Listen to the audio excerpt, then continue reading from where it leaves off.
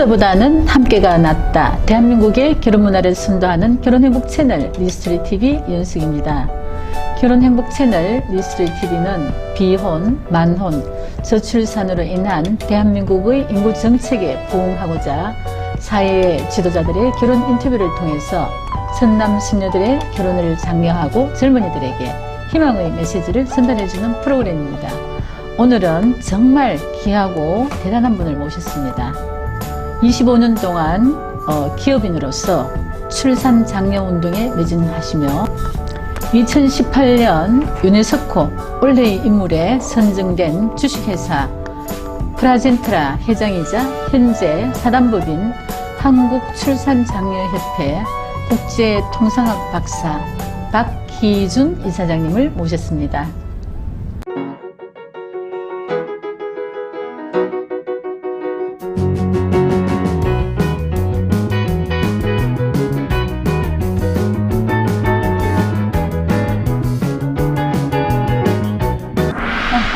안녕하세요. 안녕하세요. 반갑습니다. 네, 반갑습니다. 네. 박희준 이사장님. 네. 서울에서 이렇게 먼 걸음 저희 대구 또 결혼행복 채널 리스트리 TV에 출연해 주셔서 너무 감사드리고요.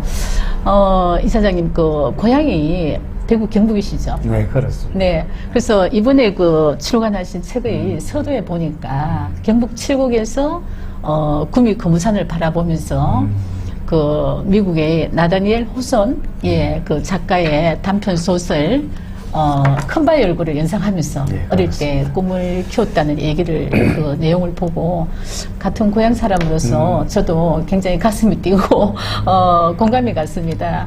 근데 지금 현재 그 주식회사 프라젠트라를 그 기업을 운영하면서 어떻게 이 개인이 국가가 해야 될 일을 이렇게 그 출산 장려 운동에 앞장서고 25년 동안 또 봉사 활동을 하셨잖아요. 네, 그래서 그 동기와 또 하시는 일에 대해서 좀 소개 좀 해주시죠. 예, 뭐 제가 학교를 대구에서 고등학교 또 이 대학을 마쳤습니다. 네, 네. 그리고 첫 직장을 네. 제약회사에 입사를 하게 되었고 예. 또 제약회사에서 또 의약품을 판매하기 위해서 병원을 예. 출입하다 보니까 네. 특히 출산 네. 문제는 네. 피부로 직접 느낄 수가 있었습니다. 그렇죠. 그러던 중에 제가 1982년도에 이미 2.0명 이게 이제 무너질 그런 찰나였습니다. 네. 그러다가 제가 7년의 그 직장 생활을 마치고 네. 잠시 사회생활 10년을 하고 네. 다시 제약업계에 컴백을 해보니까 네. 출산율이 반으로 떨어져 있어요. 네. 그래서 이래서는 안 되겠다 싶어서 네. 출산 장려 네. 운동을 해야겠다 이래 해서 네. 미래인구 문제연구소를 설립을 하고 네. 출산 장려 정책 협의회를 네. 개최한 것이 네. 아마 출산 장려 협회의 네. 운동에 또 시발이 되었다고 할 수 있겠습니다. 네.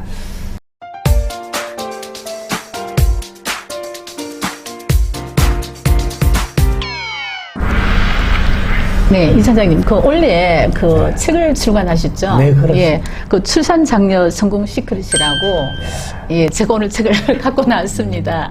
갖고 나왔는데, 그 이 시대에 꼭 필요한 책 같아요. 네. 그래서, 제가 이 책을 그 선물을 받고, 좀 다시 한번 또 감사드리고 또 축하드립니다.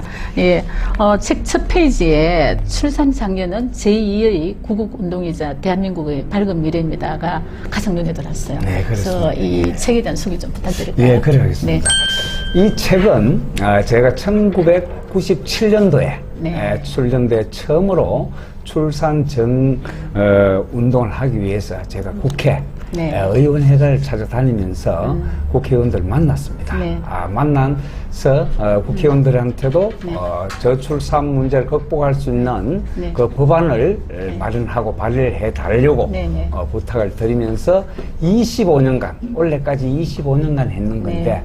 3년간의 네. 집필 과정을 펼치면서 그간에 출산 장려 운동을 펼쳐온 내용들하고 네. 그다음에 정부에다가 출산 정책을 제안하는 내용들을 묶어가지고 네. 4월 5월 16일 날짜에 맞추어서 예, 나무 한 예. 그루를 예. 정성껏 심는다는 그런 목적 하에서 네. 이 책을 발간하게 되었습니다. 네.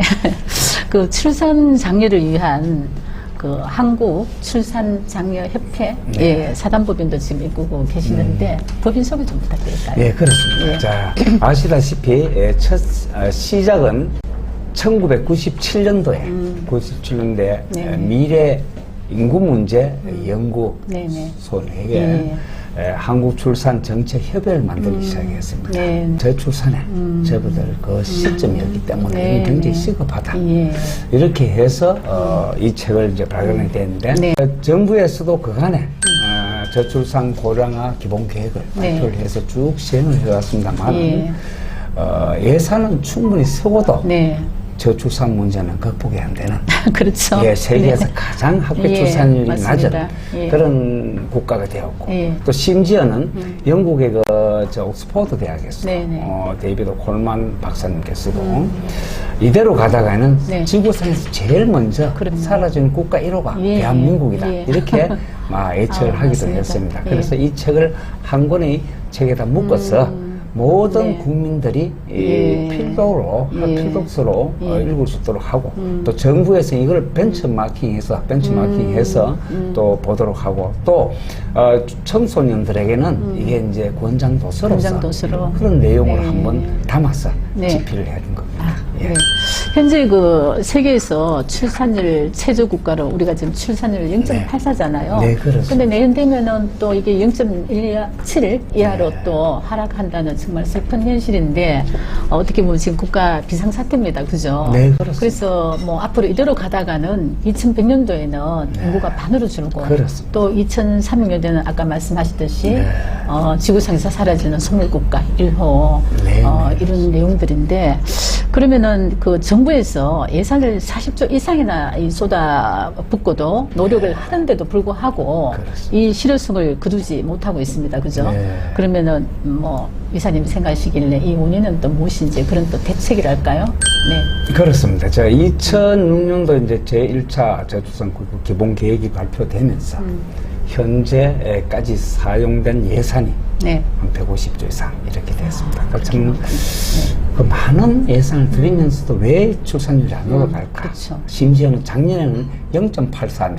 네. 우리가 두 분이 신랑 신부가 결혼해서 예. 2명을 낳아야 인구가 그렇죠. 줄지 않는 대체 출산율을 유지할 그렇죠. 수가 있는데 네. 작년에 0.84명. 네. 또 올해는 국내 내수나 코로나까지 겹쳐가지고 네. 0.7명대까지 떨어진다는 그런 예측을 하고 있습니다. 네. 그래서 유엔에 가입한 198개국 중에도 꼴찌고 네. 네. 또 OECD 국가 중에서도 꼴찌는 네. 당연한 예. 비결입니다. 그래서 네. 이거를 이대로 놔두다가는 대한민국이 가장 먼저 아까도 말씀드렸습니다. 예. 지구상에서 맞습니다. 제일 먼저 네네. 사라진 국가이로다. 예. 참 이런 재앙이 아닐 수가 없습니다. 맞습니다. 예. 네. 지금 사단법인 출산장려협회에서 중점적으로 추진하는 계획은 혹시 또 어떤지요? 예, 그래서 지금 제일 문제는 네. 어떻게 하면 지금까지 떨어지는 이 저출산 문제를 어떻게 극복을 해낼 수 있을까? 그렇죠. 그러면 이 젊은이들이 결혼을 못하는 그 이유가 어디가 있을까? 또 그렇죠. 결혼하고 나서도 네네. 왜 출산을 하지 않을까? 그렇죠. 이런 문제를 우리가 짚고 넘어가야 되겠습니다. 네, 맞습니다. 자, 그럼 가장 큰 문제가 첫 번째는 이 주택 마련이 안 돼요. 맞습니다. 현재 예. 부동산 너무나 비싸고 예. 또 양질의 일자리를 구해야만이 그렇죠. 우리가 앞으로 출산을 하고 다음에 육아를 하고 다음 교육을 하고 이렇게 할 수가 있는데 네. 이 양질의 일자리가 없다는 거. 네, 네. 또 그리고 네. 또 출산을 해도 네. 출산에 대한 육아 부담이 너무나 크다는 맞습니다. 거. 또 예. 그렇고 예. 또 앞으로 자식을 대학까지 한 예. 4 내지 5억이 드는 교육비 문제 이 문제가 심각합니다. 네네. 그래서 가장 큰 문제는 젊은이들이 네. 경제적인 어려움이 없도록 예. 정부가 이거는 책임을 지고 네. 이거는 보호를 해야 되는 겁니다. 그래서 저는 우선 출산하고 출생하고 이 구분을 좀 제대로 해야 된다. 그래서 출산이라 하는 거는 주체가 부모가 되겠고 네. 다음에 예. 부모의 의무와 책임이기도 합니다.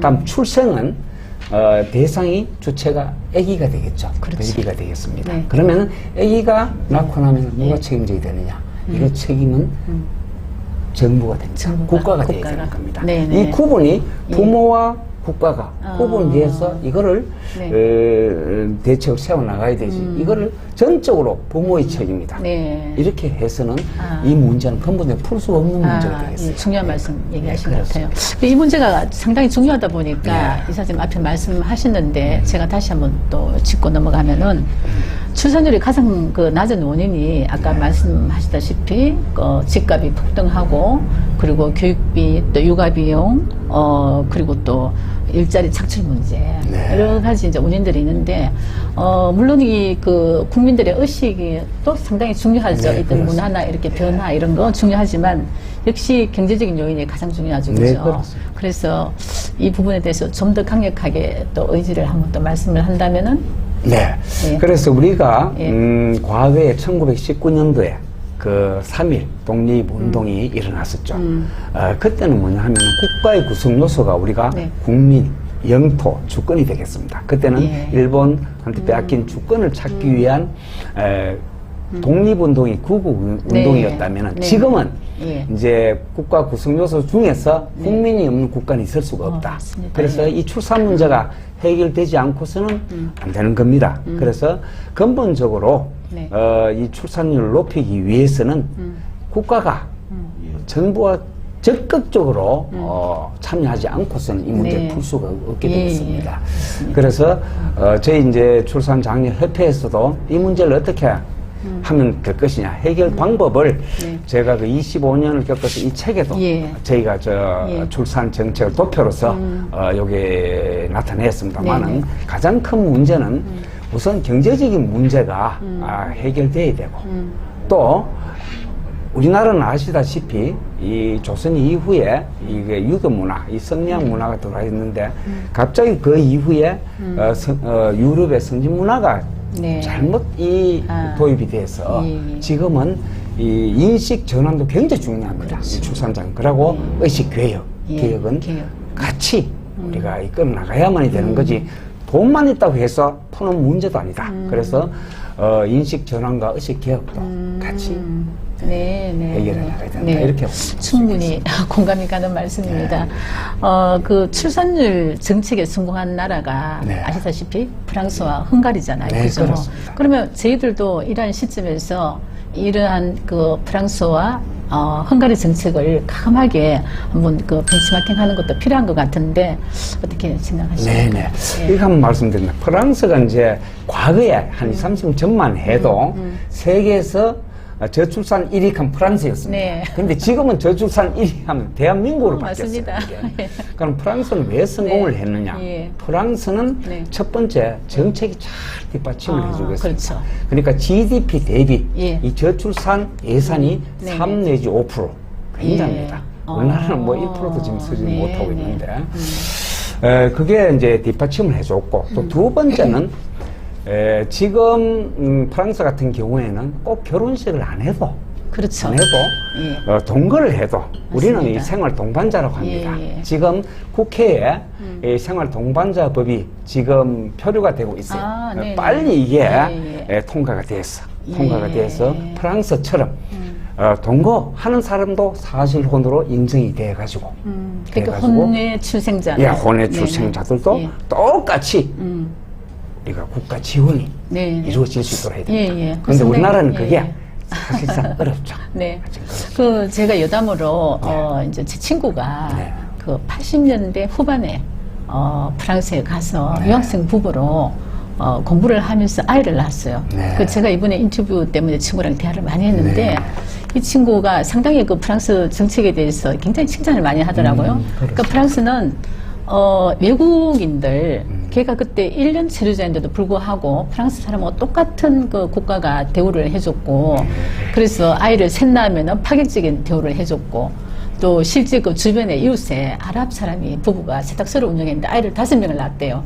그래가지고 굉장히 뭐 국가에서 지원을 받고 그냥 편안하게 그렇습니다. 살더라. 예. 그런 얘기도 하고 또 타가소 네. 국가가 정부가 타가소를 운영을 하면서 실제로 이 소득 비례해서 이 세금을 육아비를 낸대요. 그래서 자기들은 이제 뭐라 합니까 이게 학생 부부니까 돈이 없잖아요. 그러니까 조금 돈을 내고 프랑스의 이 혜택을 많이 받고 또 아이들도 차별 없이 이 육아 비용을 선생님도 아이도 모르게 구청에 가서 낸답니다. 그래서 그런 건 정말 정책적으로 참 잘 됐다는 생각을 했습니다. 그리고 이제 네. 헝가리, 또 아까 우리 말씀을 하셨는데, 헝가리 같은 경우에는 일단 결혼을 하게 되면 네. 4천만 원을 지원해 그렇죠. 줍니다. 예. 무이자를 지원해 주고. 그리고 이제 이게 아기를 또 3명을 놓으면 이건 자동적으로 또 탕감을 해주고, 네. 또 4명째부터는 소득세를 네. 전면 예. 또 예. 내지 않아도 되고, 예, 예. 그리고 또 차량 문제도 또 지원을 해주고, 그렇게 해서 세계 유일하게 네. 지금 인구 증가가 그렇죠. 일어나고 있는 네, 네. 나라가 바로 예, 맞습니다. 헝가리라고 보면 예, 예. 되겠습니다. 그 예. 정부에서 정말 화끈한 정책을 예, 예. 썼다고 볼 수가 있는데요. 그래서 이제 우리나라도 예. 이제 프랑스와 이런 헝가리를 네. 벤치마킹을 해서 그렇죠. 한다면은 네. 충분히 우리나라도 예. 극복할 수 있다. 극복을 할 수 예. 있겠습니다.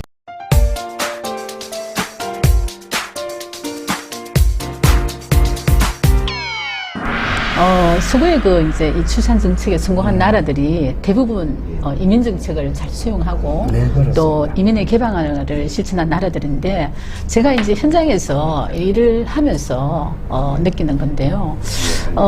그 한국의 이민 정책은 이렇게 보면은 결혼 이민자에 국한돼가 있어요. 그렇습니다. 그래서 이 적극적으로 이렇게 출산 정책을 우리 결혼 이민자 여성들에게 지원하는 방법은 어떤가 이게 개인적인 생각인데 네. 왜냐하면은 아무래도 이제 베트남 같은 나라도 보면은 아직도 시나 성에서 결혼이 이루어지지 않는 나라들이 있어요. 그래서 네, 우리가 정부 차원에서 협약을 해서 그 도시들에게 인센티브를 준다든지 아니면 결혼 이민자 여성들의 가족들에게 예를 들자면 산업 연수생들 있잖아요. 그렇습니다. 그런 우선권을 준다든지 좋습니다. 이렇게 하면은 좀 그래도 아무래도 아이를 그 결혼 유주생들의 아이를 또 젊고 하기 때문에 우선적으로 아이를 낳거든요. 네, 그래서 그런 방법도 괜찮을까요? 예, 그래서 예. 참 좋은 방법인데 네. 지금 사실은 네. 산업 여성도 좋고 예. 뭐 가까운 일본도 방금 말씀한 이런 유사한 정책을 지금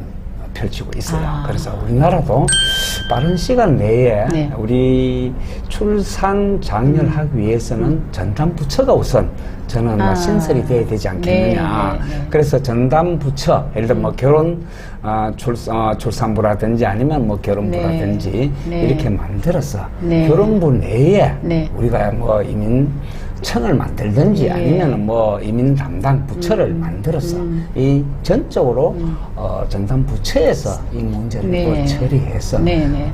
처리하면 충분히 이 문제도 해결해 나갈 수 예. 있겠다 그런 예. 생각이 듭니다. 네. 그 12월 7일자 네. 언론에 국민의힘 김종인 네. 선거대책위원장이 차기 대통령이 국가 과제로 최우선 국가 과제는 그 역시 저출산 문제라고 언급을 했어요, 그죠? 그래서 저출산 문제는 어떻게 보면 이제 국가 비상사태라고 볼 수가 있는데 이사장님 생각하시길래 그 정부 정책 중에서 이것은 정말 고쳐야 되고 또 이것은 장려해야 된다. 뭐 이런 부분들이 있으면 한번 짚어보실까요? 예. 지금 현재 김종인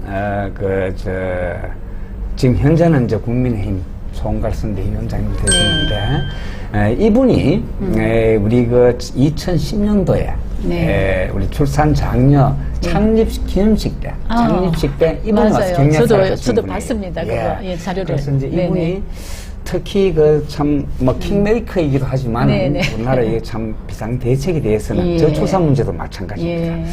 그래서 하려면 여야를 떠나서 그렇죠. 여야를 떠나서 네네. 정말 이 저출산 문제는 네. 이 국가적인 문제입니다. 네. 국가적인 문제이기 때문에 네. 이 문제는 우리가 그 국시 네. 이 제1위로 나와야 됩니다. 나와서 그렇죠. 이거는 누구나 정부나 국민이나 서로가 이 문제에 관심을 갖고 풀어나갈 때만이 네. 되는 거다. 네. 그것도 단기간에 하지 예. 말고 예. 중장기적으로 계획을 세워서 예. 인구는 짧게는 30년대마다 한 번씩 사이클이 바뀌어요. 그래서 저희들 출산장려협회에서도 100년 대계를 두고 네. 1단계, 2단계, 3단계를 해서 네. 그렇게 지금 추진을 하고 있는데 네. 어쨌든 제일 중요한 문제는 우리가 이제 양질의 일자리가 있어야 되고 다음 주거 문제, 다음에 육아 문제, 교육 문제 이런 문제는 꼭 수반이 돼야만이 맞습니다. 이 문제는 예. 풀어나갈 수 있겠다. 네네. 그래서 특히 김종인 과거 비상대책위원장 네, 이 네. 문제에 대해서는 굉장히 예. 강조를 많이 하신 분이었어요. 네네. 예. 그 이사장님 앞으로의 네. 계획과 꿈 또 좀 한번 부탁드릴까요? 예, 그렇습니다. 네. 지금 선거 대선이 지금 얼마 안 남았습니다. 그래서 그렇죠. 우리 출산장려협회에서 네. 3961 대작전이다. 내년 3월 9일이 대통령 선거, 예. 6월 1일이 지방선거. 그래서 대선과 지선을 우리가 이제 목전에 두고 정말 선거 공약 1호로 우리가 대한민국의 네, 시대 정신이 네. 뭐겠습니까? 이 저출산 문제입니다. 예. 이 출산, 출생, 장려 문제가 예. 가장 1호로 선거 공약이 들어가야만이 되는 거다. 그래서 선거 캠프나 대선 후보자들도 이 점은 명심해가지고 정말 우리 미래, 대한민국의 미래를 위해서라도 신경 써야 된다. 그래서 저희들이 캐치프레이즈로 이렇게 한번 걸어봤습니다. 뭐냐 하면은 출산, 출생, 장려는 제2의 구국운동이자 네. 대한민국의 밝은 미래입니다. 네. 이는 네. 꿈이 아닌 새로운 나라 살리기의 시작입니다. 네, 맞습니다. 다산 코리아, 네. 행복 코리아. 뭐 예. 이렇게 예, 맞습니다. 생각을 하고 예. 저희들도 협회도 정부와 같이 협업해서 네. 정말 시너지 효과를 창출하고 윈윈할 수 있도록 네. 최선을 예. 다하도록 예. 해보겠습니다. 예. 이 뭐 너무 이렇게 빠른 시간이 네. 벌써 아쉬운 시간이 다 네, 됐습니다. 네. 너무 좋은 말씀 감사드리고 네. 마지막으로 네. 그 출산 장려 성공 시크릿 네. 제서 16페이지에 네, 그렇습니다. 그 산강 김낙기 시조 시인의 예. 경축 시조 생명 출생 출산의 숭고함이요. 이 시조를 박희준 이사장님의 낭독을 듣고 네. 마치겠습니다. 예, 감사합니다. 네. 예, 그럼 경축 시조를 한번 네. 낭송을 하겠습니다. 생명, 출생, 출산의 숭고함이여. 헐벗은 민둥산에 고목 한 그루 더 심듯이 황량한 모래벌밭 물길 새로 틔우듯이 출산의 고귀한 사명 맨 땅에서 사기 텄네. 걸음 주고 물 뿌리며 추더위를 견디면서 강풍에도 살아남아 치나온 길 서무여해 온 사냐 푸르러지듯 출생숲을 우거졌네. 드디어 저 눈부신 청산이며 옥토 들판 출산장려 무르익어 온 캠페인 꽃이 피면 탄생의 생명들 이 나라를 살리리. 네, 감사합니다. 감사합니다. 네, 출산은 제2의 구국운동이다라는 명언을 남기신 사단법인 한국출산장려협회 박희준 이사장님의 건강과 행운을 빌면서 리스트리TV는 여기서 마치겠습니다. 지금까지 리스트리TV 윤숙입니다. 예, 사단법인 한국출산장려협회 이사장 박희준입니다. 감사합니다. 감사합니다.